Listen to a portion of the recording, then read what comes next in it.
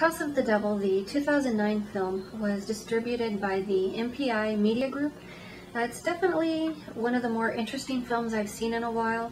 It definitely has that whole retro 70s, 80s slasher throwback feel to it, which was further authenticated by the fact that it was actually filmed on 16mm film.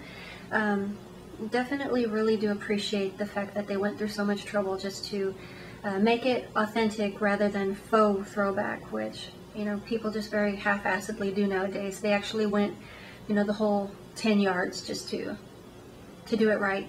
They went as far as replicating the style of the film poster, in fact, with the style of the era, as far as even the film credits, even the font and the freeze frame in which it's presented in the intro, which I especially loved. So obviously the fact that it's 70s, 80s type thing, the theme probably might be pretty predictable considering the whole moral panic type films that were going on at the time.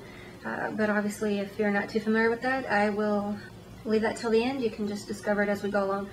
But pretty much the film does follow Samantha. She's a college student. She's trying to earn enough money so that she can move out of her dorm and get her own apartment, because obviously her roommate's just a bit too disgusting for her taste.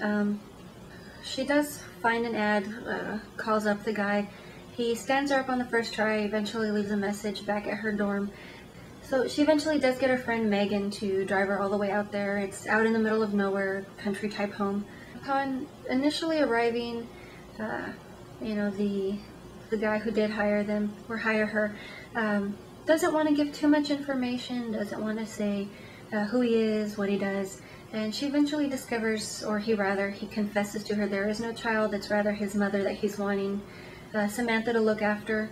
He even goes as far as raising the payment from $100 to $400 just to watch his mother. He just doesn't want her being left alone.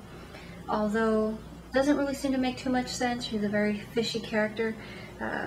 Says she doesn't need to be checked in on, just leave her alone, just, you know, stay in the house in case something happens.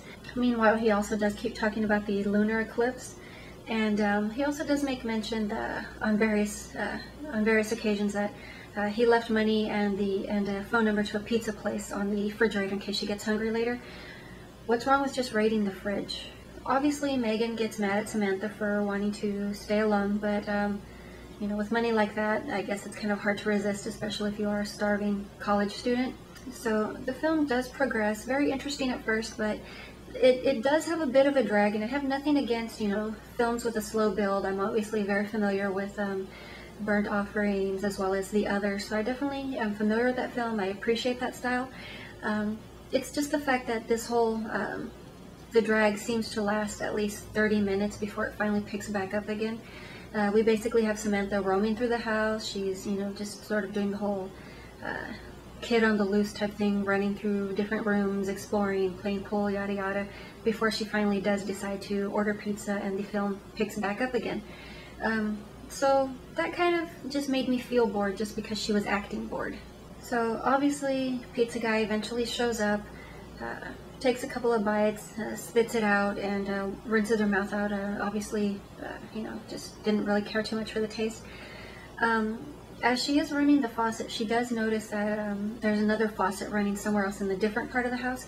So she does make her way up, and she makes the discovery of the century. She finds a Colt is hidden up in the attic, and she passes out. Obviously the pizza was obviously drugged. So she does wake up in the middle of the ritual, does manage to escape. Although it was partially completed, that was enough for it to have taken effect. And she eventually does wake up in a hospital. Obviously I'm skipping a bit, but I'm intentionally leaving that out. If you have interest in the film, or even if you have seen it, you know, definitely want to leave that for the first time viewers. Don't want to spoil that. But it's definitely just a crazy little bit in the film.